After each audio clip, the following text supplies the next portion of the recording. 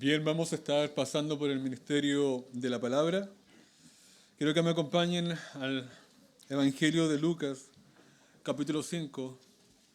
Vamos a estar dando lectura desde el versículo 31 al 32. Dice así la palabra del Señor. Respondiendo Jesús les dijo: los que están sanos no tienen necesidad de médico, sino los enfermos. No he venido a llamar a justos, sino a pecadores al arrepentimiento. Tenemos un pasaje delante de nosotros muy interesante, donde el propio Señor Jesucristo se presenta a sí mismo como un médico. Y esto es algo que nos es muy familiar a nosotros los seres humanos, porque siempre hemos tenido necesidad de médicos. No conozco, por lo menos en mi propia experiencia, a ninguna persona que alguna vez en su vida no haya visto un médico por una u otra razón. Así que el Señor, al llamarse a sí mismo médico, lo que hizo simplemente fue tomar una profesión de la cual todos nosotros tenemos conocimiento y sabemos a qué ellos se dedican. La pregunta es: ¿por qué el Señor se llama a sí mismo médico? ¿Por qué tiene la necesidad de él de llamarse así delante de las personas que lo increpan o le hacen la pregunta? Para ello quiero que veamos el contexto en el que se desarrollan todos estos hechos, para así comprender de mejor manera qué quiso decir el Señor Jesucristo con respecto a él como médico. El contexto más amplio, lo tenemos es que en todo el capítulo 5, Lucas ha estado hablando del Señor Jesucristo en diferentes hechos con respecto a su ministerio que él había comenzado hace muy poco. En él nos habla de que hubo una pesca milagrosa en la cual Pedro cayó de rodillas delante de él a causa del gran milagro que Jesús había hecho, y donde Pedro a sí mismo se llamó que era un pecador. Luego, el Señor sana a un leproso. Y él habla del leproso como que él tiene, Jesucristo, la autoridad de dejarlo limpio y sano. Para luego sanar un paralítico. Y es aquí donde Lucas muestra el conflicto que él tiene con los religiosos de su tiempo, que son los fariseos. Donde Jesucristo al sanar al paralítico, da la siguiente frase. Y le dice: hombre, tus pecados son perdonados. Y esto causó mucho revuelo en su tiempo, porque nadie puede dar esta sentencia sobre otra persona. Nadie puede perdonar los pecados de una persona. O sea, tú puedes perdonar a una persona que peque o te haga una falta hacia ti, pero tú no puedes ir a una persona que no ha hecho nada contra ti y decirle tus pecados son perdonados, porque eso es una prerrogativa solamente divina. Y el hecho de que Jesucristo le haya dicho eso al paralítico, tus pecados son perdonados, trajo tal revuelo en medio de su tiempo, porque los fariseos, los religiosos, se levantaron y le dijeron: ¿quién eres tú, si no eres Dios, como para perdonar pecados? Y lo que Lucas nos ha estado mostrando en el capítulo 5 es que Jesucristo no solo tiene poder para sanar el cuerpo, cosa que mostraba que él venía de Dios, sino que él tiene poder para sanar algo que ningún otro médico puede sanar: el alma. Por eso él puede perdonar pecados. Entonces, avanzando en el relato, tenemos otro encuentro de Jesús con los religiosos de su tiempo. Y esto se dio después del momento en que él llama a Leví, o más conocido como Mateo, a la salvación. Donde Mateo o Leví era un hombre que era un publicano. En los tiempos del Señor Jesucristo, ser un publicano era ser una persona completamente despreciable en medio de los judíos. Recordemos que en aquellos tiempos Israel estaba bajo el dominio romano. Y un publicano lo que hacía era trabajar en contra de su pueblo, en este caso un judío, trabaja a favor de los romanos para pedir impuestos a los de su nación.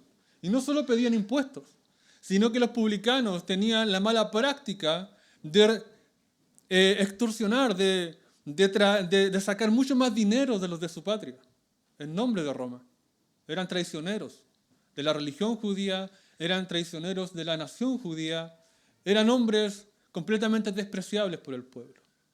Era como que un hermano tuyo, un familiar tuyo, un padre tuyo, trabajara para tu opresor y tu padre se encargara de oprimirte a ti más que el opresor mismo.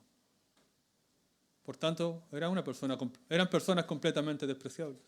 Bueno, el Señor Jesucristo se acerca a este hombre, a Leví, un hombre que ningún religioso de su tiempo se hubiese acercado. Y a esa persona despreciable por todo el pueblo, Jesús le dice, ven y sígueme. Lo llamó a la salvación. Fue tal el gozo en el corazón de Leví que al sentirse perdonado por el Señor Jesucristo, Él le hace una fiesta a él. Lo invita a un convite y le dice, en el versículo 29 del capítulo 5 dice, Leví le hizo gran banquete en su casa y había mucha compañía de publicanos y de otros que estaban a la mesa con ellos. O sea, Leví, no pudiendo resistir el gozo del perdón de sus pecados, de haber tenido el yugo de la esclavitud y de una conciencia herida, y que ahora ya no sentía eso, sino que solo sentía el perdón divino a través de Jesucristo, él no encuentra otra cosa mejor que llamar a su maestro, a su Salvador, invitarlo a su casa. Y no solo eso, sino que él, como publicano, tenía mucha relación con muchos publicanos que habían en la zona y con otro tipo de personas, de dudosa reputación además, en que él los llama para que vengan a presenciar y tengan un banquete con el propio Señor Jesucristo, el Mesías, que había sido su propio Salvador. La intención de Mateo no creo que haya sido simplemente agradecer al Señor por lo que él había hecho con respecto a su vida, ni mostrar tan solo ese arrepentimiento genuino que muestra a las personas después que han recibido el perdón del Señor, sino que creo que Mateo tenía la intención de poder hacer que estos publicanos encontraran también la misma salvación que él había hallado en Cristo. Porque Mateo o Leví había encontrado tal fuente de gozo, tal fuente de perdón, tal manantial de vida, que no quería ese manantial de vida para él mismo, para él solo. Lo quería también para otros. Y como sabía que todos los publicanos tenían esta conciencia herida, no por su propia conciencia solamente, sino porque todo el pueblo constantemente los despreciaba y los trataba como los perros de la calle, él sabía que necesitaban el perdón de este gran Salvador. Por tanto, también los invita a este banquete. Entonces estaba el Señor Jesucristo allí. Y no solo el Señor Jesucristo, sino que también estaban los discípulos del Señor Jesucristo en ese lugar. Pero no solo ellos, sino que también estaban otra vez los fariseos. Y otra vez, porque la mente religiosa es muy, muy cerrada. La mente religiosa que basa la salvación y el bienestar con Dios en lo que yo puedo darle a Dios en mis propias obras, es una gente muy cerrada. Ellos siempre te van a decir qué tienes que hacer para ser salvo. Te van a decir, ve y eleva plegarias a Dios y recitas tal o cual cosa a Dios. Ve y hace esto o aquello para que tú te reconcilies con Dios. Ve a una iglesia, canta himnos con la iglesia y así vas a estar mejor con Dios. Vas a estar más cerca de Dios. Ese es el pensamiento de los religiosos. Jesucristo no tenía ese pensamiento. Y es más, el pensamiento de los religiosos siempre mira a la persona pecadora, al pecador evidente, de mala manera. Siempre ellos se creen mejor que las demás personas, más santos que los demás, más salvos que los demás. Y digo pecador evidente porque un religioso también es pecador, solamente que se priva de hacer cosas externas, pero su corazón sigue podrido delante de Dios. Pero ellos cuando ven un pecador evidente se apartan y los tratan como nada, porque no son parte ni del pueblo de Dios, ni son parte de nada agradable, por tanto ellos los desprecian. Y aquí tenemos estas dos clases de personas, el pecador evidente, un publicano, y el fariseo, un religioso, juntos. Entonces, como el religioso siempre tiene preguntas venenosas en su lengua, en este caso no fue lo contrario, y preguntan. No solo preguntas, sino que murmuraban. O sea, hablaban entre ellos, cuchillaban. Y aquí dice, y los escribas y los fariseos murmuraban contra los discípulos, diciendo, ¿por qué coméis y bebéis con publicanos y pecadores? Resulta que en el pensamiento de ellos, en su tiempo, el juntarse con esta clase de gente, los publicanos y los pecadores, era para ellos una especie de contaminación ritual. Si yo me junto con un publicano que es un pecador evidente, yo me estoy contaminando a mí mismo y ya no me puedo presentar limpio de conciencia delante de Dios. Ese era el pensamiento de ellos. No había misericordia en su corazón. No había deseo de que esta persona que no conocía a su Dios se reconciliara con su Dios y encontrara el perdón. No había nada de eso en el corazón de ellos. Solamente criticaban y decían, allá ustedes, que son seguidores del Mesías, ¿por qué se juntan con los pecadores y los publicanos? Los demás evangelistas nos dicen que también esta pregunta no solo fue dirigida hacia los discípulos, sino también al Señor Jesucristo, como una crítica al propio Salvador. Y aquí viene la maravillosa respuesta de Jesucristo, que nada tenía que ver con esa religión vacía, muerta, que no da vida, que solamente condena. Porque una religión basada en las obras, como la de los fariseos, solamente te puede condenar. Una religión que te dice a ti de que debes hacer lo que tú puedas hacer para ser salvo y que tienes que hacer A, B o C o cualquier cosa que se te ocurra para encontrar a Dios en aquello, esa religión está muerta. Y lo único que hace es crear peso sobre las personas para enviarlos más rápido al infierno. Pero Jesucristo, cuyo corazón era misericordioso, cuyo corazón era compasivo y entendía la condición del hombre, y no solo la condición del hombre, sino también entendía la necesidad y sabía cuál era el remedio para su condición. Él da esta respuesta. Él dice, los que están sanos no tienen necesidad de médicos, sino los enfermos. Y allí Jesucristo abre su corazón a estos religiosos. Y no solo a aquellos, sino a todos aquellos que lo escuchaban en ese lugar. Y es allí donde Jesucristo muestra la intención por la que Él fue a juntarse con ellos. Jesucristo no había ido a ese banquete preparado por Leví únicamente a pasar un buen rato. Él no había ido a emborracharse y a conversar de las cosas de los publicanos. La intención de Jesucristo como el Salvador del mundo era muy diferente. Él había ido con la intención de él ser un médico que cura la enfermedad que ellos tenían. Él había ido para solucionar el gran problema que estos hombres pecadores tenían, su pecado. Él había ido para buscar que estos hombres se reconciliaran con Dios y encontraran la salvación eterna y fueran para siempre salvos.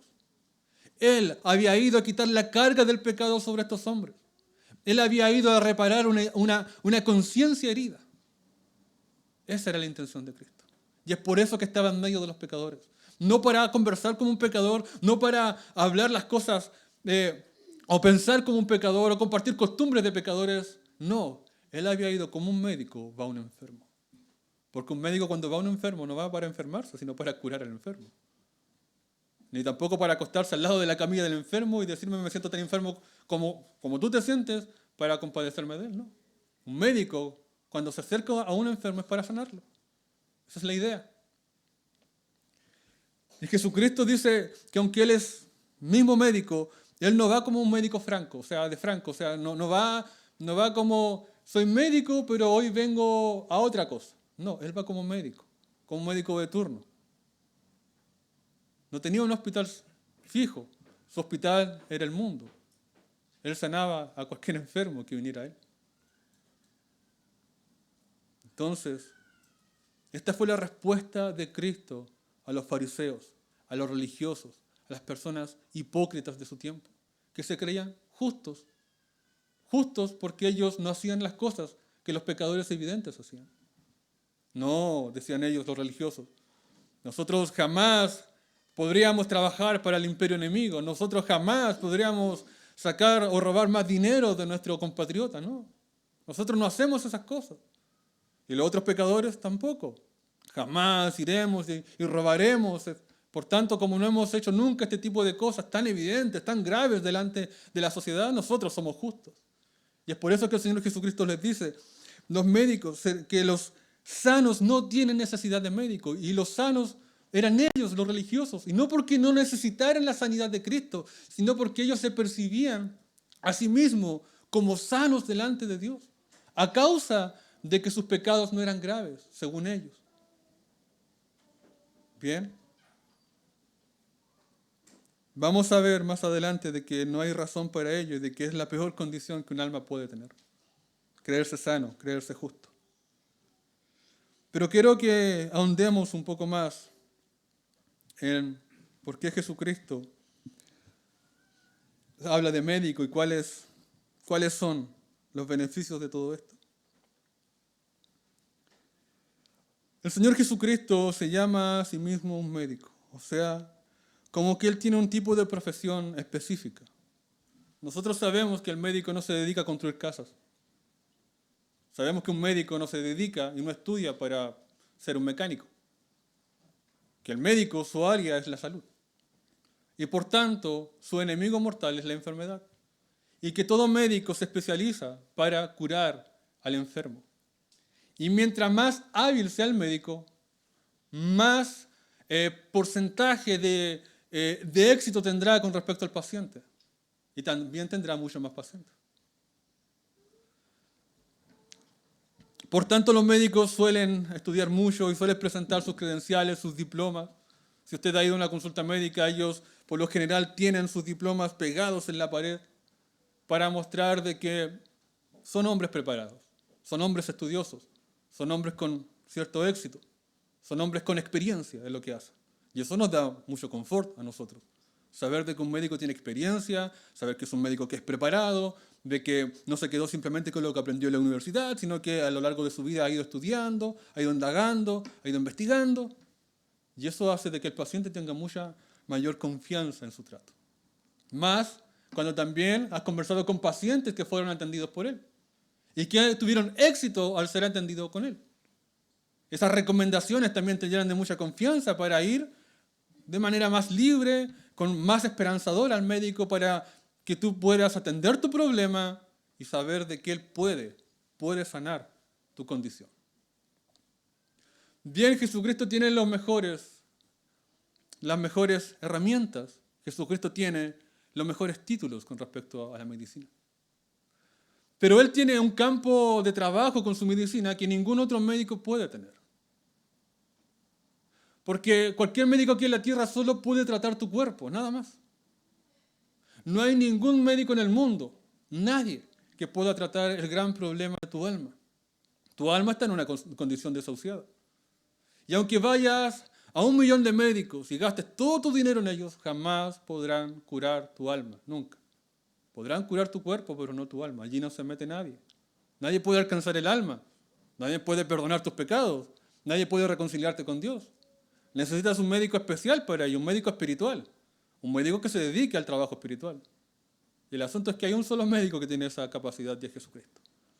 Y Él es absolutamente capacitado para ello. Uno, Él es Dios. Su conocimiento es infinito. Su poder, infinito. Su alcance, infinito. 2, Él creó al hombre.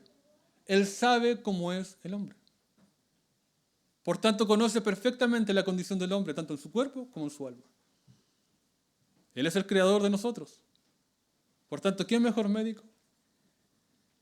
Lo siguiente es que Jesucristo jamás recibirá a un paciente al cual Él diga está desahuciado. ¿Saben? Por muy exitoso que el médico sea, por muy hábil que sea, por muy estudioso que haya sido, tarde o temprano se va a encontrar con un paciente en condición desahuciada. Y cuando Él tiene este paciente en condición desahuciada y Él mismo da la sentencia de que no hay más vuelta que darle, Él no puede hacer nada para curar el cuerpo de esa persona. Y listo. Hasta allí quedaron todos sus estudios, todas sus capacidades, toda su expertise con respecto. ¿Por qué? Porque cuando un paciente está desahuciado, no hay nada que tú puedas hacer. Sin embargo, Jesucristo jamás tendrá un paciente desahuciado. Nunca. No importa qué clase de pecador venga delante de Él para encontrar reconciliación con Dios, perdón en Jesús. No importa la clase de pecado que haya hecho. El más horrendo de los pecados no importa. Si viene delante de este médico de las almas, este médico es tan hábil que jamás será despreciado. Jamás Cristo dirá sobre un alma está desahuciada. No importa lo que haya hecho aquella persona. No importa lo que tú hayas hecho. Eso que te da más vergüenza. Eso que te quita el sueño por las noches. Eso que de repente aparece en tu mente y te hace preguntarte, ¿cómo fui capaz de hacer una cosa tan desagradable como esta? ¿Cómo pude caer tan bajo? Bien, eso Jesucristo lo puede perdonar y lo puede sanar. Para Él no hay paciente desahuciado. ¿Por qué?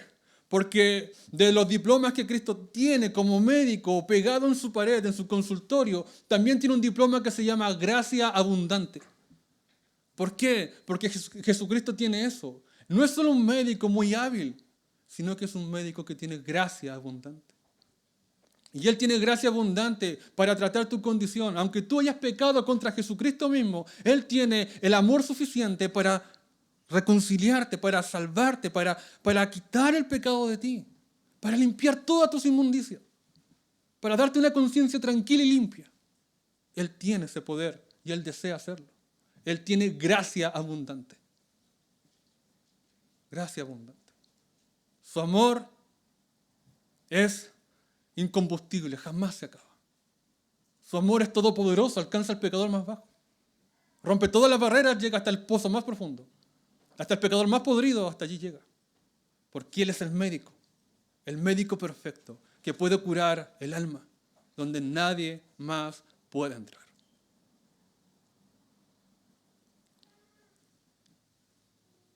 Pregunta, ¿quieres ir donde este médico? Un médico así da confianza. Alguien podría a veces decir mi condición, o algún enfermo podría decir mi condición es tan mala que no hay médico que me cure. Sin embargo, este médico jamás encontrará eso. No solo él puede, sino que quiere. No importa tu condición. Él quiere sanar. Él quiere sanar tu alma. Él quiere restaurar tu conciencia. Él quiere que tu enemistad con Dios termine hoy y para siempre.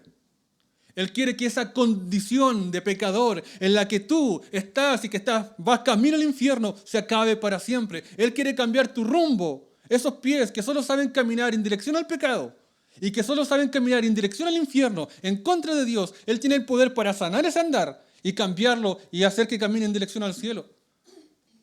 Ese corazón que no se deleita en la ley de Dios, Él tiene el poder para cambiarlo, para que se deleite en la ley de Dios. Esa boca que se abre para hablar cualquier sandez e insolencia y cualquier inmundicia, Él tiene el poder para cambiar esos labios y que hablen la alabanza de Dios. Porque Él es el verdadero médico que cambia el alma. Él puede hacer aquello. Él puede hacer aquello. No importa tu condición. Él puede hacerlo. No importa lo deslenguado que seas, no importa que tus pensamientos te abrumen, Él puede cambiar esa condición. Él lo puede hacer. Por muy grandes, oscuros y negros que hayan sido tus pecados, aunque fueran rojos como el carmesí, en la obra de este médico maravilloso serán como blanca lana, como la nieve resplandeciente de blancura invernal. Así será tu vida delante de Él, porque Él puede curar tu pecado. Él puede quitar la oscura, negra, putrefacta mancha del pecado que hay sobre tu alma. Él puede hacerlo. Él tiene las habilidades necesarias para ello. Ahora, ¿necesitas un médico? Es la pregunta. Porque si eres sano, por mucho que yo te hable de la grandeza de este médico, tú no querrás venir. Quizás dirás, para mí no es. Se lo puedo recomendar a otro que yo sí que sé que es pecador y que él necesita esta clase de médico. Yo no. Porque ese era el pensamiento de los fariseos de su tiempo. Ellos decían, somos sanos, somos justos, no tenemos necesidad de arrepentimiento, no tenemos necesidad de médico. Ahora, la pregunta que yo quiero hacerte a ti, ahora, en este momento, es, ¿tienes tú necesidad de médico o no la tienes? ¿Qué crees? ¿Bien? Hay ciertos procedimientos médicos, ciertos exámenes que uno se hace para ver si nuestra salud está bien o mal. Uno de los más clásicos es una radiografía. Me duele el estómago, me duelen los pulmones. Entonces yo puedo entrar a hacerme una especie de radiografía o resonancia, donde esa máquina gigantesca hace un ruido horrible, pero escanea todo tu cuerpo y tú puedes ver después por medio de esa máquina cómo están todos tus órganos. Resulta que Jesucristo, el médico de las almas, tiene una maravillosa máquina de resonancia espiritual, donde Él, por medio de introducirte a esta máquina, puede escanear tu alma y saber cómo está tu alma con relación a Dios. ¿Quieres saber? Se llama ley. La ley de Dios es la máquina de resonancia de Jesucristo, donde cualquier persona que entre, al final, el examen dirá exactamente cómo está su alma. La ley es la regla perfecta de Dios para el hombre. Si el hombre se desvía un poquito de esa ley, listo, está infectado con la enfermedad mortal del pecado y no hay nada más que hacer. Solo si se desvía un poquito. No importa si tienes un solo pecado, ya estás infectado, ya estás muerto. Es como cuando te muerde una serpiente muy venenosa cuya veneno no tiene cura. No importa cuánto te muerdas, si te mordió un poquito o te mordió mucho, da igual, ya estás listo, estás muerto. No hay nada más que hacer, así es el pecado. Si tú tienes pecado en tu vida, listo. Ya eres enemigo de Dios, ya estás lejos de Dios, ya no hay forma en que tú puedas hacer algo para ti mismo, para poder curarte esa condición y salvarte. No hay manera. Entonces veamos cómo sale nuestro examen de esto. Solamente quiero tomar un mandamiento, un solo mandamiento. No matarás. No matarás. Imagínate que estás dentro de la cámara y el primer rayo de esta resonancia impacta tu cuerpo, tu alma. Y este primer rayo es de este mandamiento que se llama no matarás. ¿Has matado alguna vez? Tal vez no. Pero resulta que este mandamiento o este es tan profundo que no solo mide el acto. Porque Jesucristo dijo que este mandamiento no solamente significa de que una persona no pueda matar a otra persona, sino que tiene un significado más profundo. Jesucristo decía de que no bastaba solo con no matar, sino que este mandamiento busca entender las intenciones de tu corazón, no solo el acto de tus manos, de tu cuerpo, sino la intención que hay dentro de tu corazón. Y él dijo que cualquiera que se enoje contra su hermano y le llame fatuo, ya está listo, ya pecó. Nunca lo mató, es verdad.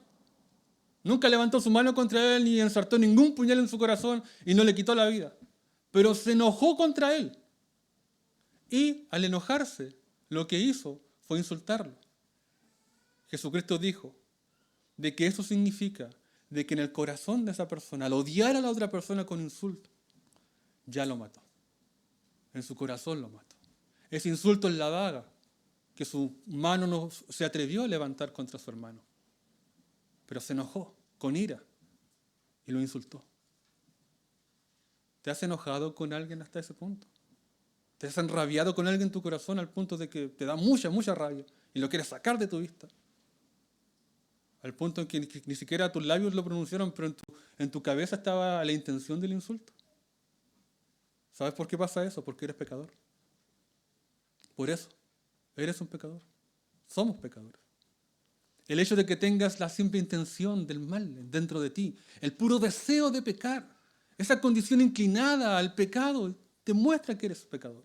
La ley mide eso, mide tu intención en tu corazón, no mide solo tus actos. Te has dado ganas de mentir, de ver cosas medias que no se deben ver, pero tú las quieres ver y sientes cierto placer en eso. Eres un pecador. Y es un solo mandamiento. Imagínense si hablo de los 10 mandamientos. No es necesario. Somos pecadores. Pregunto ahora, ¿tienes necesidad de este médico? Yo creo que sí. Cada uno de los que estamos aquí hemos sido infectados con el mortal veneno del pecado y todos tenemos necesidad de este médico. Lo peor de todo es que nosotros somos ciegos, enfermos, ciegos e insensibles. Pensamos que no tenemos necesidad de este médico. Es como un leproso que tiene todo su cuerpo podrido y que es ciego a su condición, no la puede ver, e insensible y tampoco puede sentirla. Y él cree que está sano. Pero si Dios le devuelve la vista y la sensibilidad, se va a dar cuenta que no estaba sano. Y esa es nuestra condición, lamentablemente. Y el Evangelio, esta palabra que hoy escuchas, lo que busca hacer es que abra los ojos y te devuelva la sensibilidad para que entiendas que necesitas este médico, que no puedes hacer nada para cambiar tu situación delante de Dios a causa de tus pecados. Y que un día Dios te tomará cuenta de lo que has hecho en esta vida y que no podrás escapar de su juicio. Y que su juicio es justo y que te enviará al infierno, no porque Él sea malo, sino porque tú has pecado en contra de Él. Y Él no puede pasar eso por alto, no así como así. Pero este Dios, al que nosotros hemos ofendido, al que tú has ofendido, al que yo he ofendido, ha levantado un médico lleno de gracia, un médico lleno de amor, un médico hábil para curar completamente tu condición delante de Él. Y además este médico no cobra nada, este médico es gratis. Vas por un resfriado a un médico aquí en la tierra, 40, 50 mil pesos. Por un resfriado.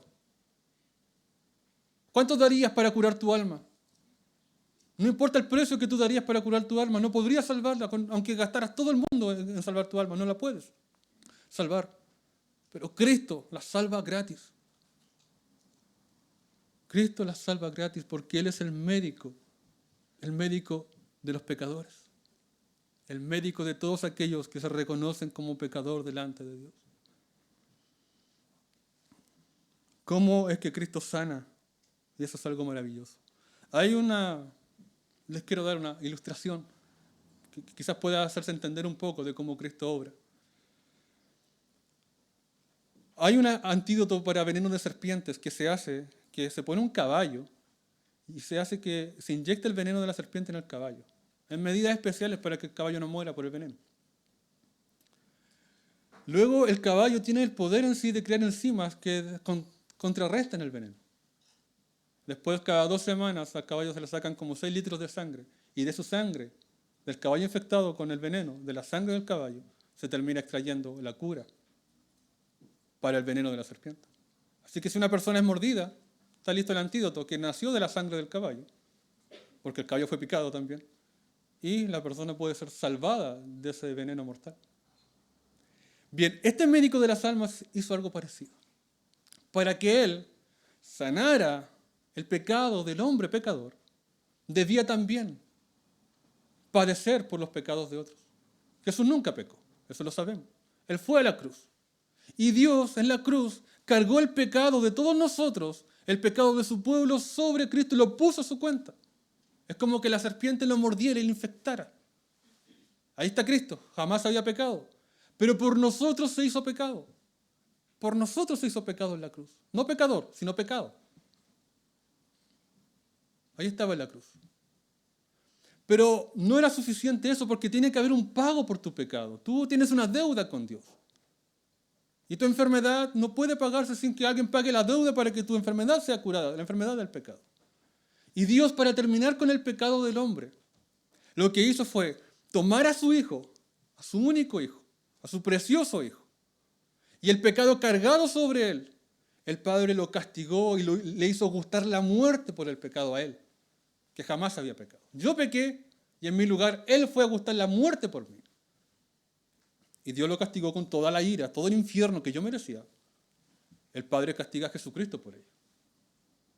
Ahora, resulta que Él se levanta de los muertos después de 3 días. 3 días. Y eso evidencia de que el antídoto para el pecado ya está listo. ¿En qué debo confiar yo? En la sangre de Jesucristo. No es que un ángel va a venir y te va a manchar con sangre de Cristo, sino que cuando decimos que tienes que confiar en la sangre de Cristo, lo que queremos decir es que debes confiar en todo lo que Cristo es como persona, en la obra de la muerte en la cruz y en su resurrección. Si tú crees que eso es suficiente para perdonar tus pecados y confías en Cristo plenamente y confiesas a Dios tus pecados, reconociendo en oración que eres un pecador, esa sangre se aplicará a ti y limpiará todos tus pecados por la fe, solo por la fe. Cristo gustó la muerte por el pecado para que personas como nosotros no gustemos la muerte por el pecado. Él llevó el veneno y con su sangre nos da eterna curación. Y eso es gratis. Eso es gratis. Dios te lo regala a través de este precioso médico. ¿Querrás venir a este médico ahora? ¿Tienes confianza para venir a este médico? Que tiene todo el deseo, el corazón rebosante de amor y gracia para perdonar todas tus iniquidades. Y que además este médico murió por ti, murió por el pecador para que te pueda salvar. Y resucitó de entre los muertos para poder darte esa vida que Él ganó. ¿Confiarás en este médico?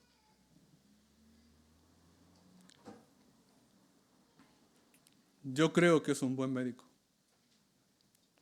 Y el ungüento que Él usa para sanarte, la receta que Él te da, es este evangelio que acabas de oír. ¿Sabes? Si tú a una receta le cambias, una receta médica, con respecto a tu propia enfermedad, le cambias un punto de esa receta puede ser mortal para ti.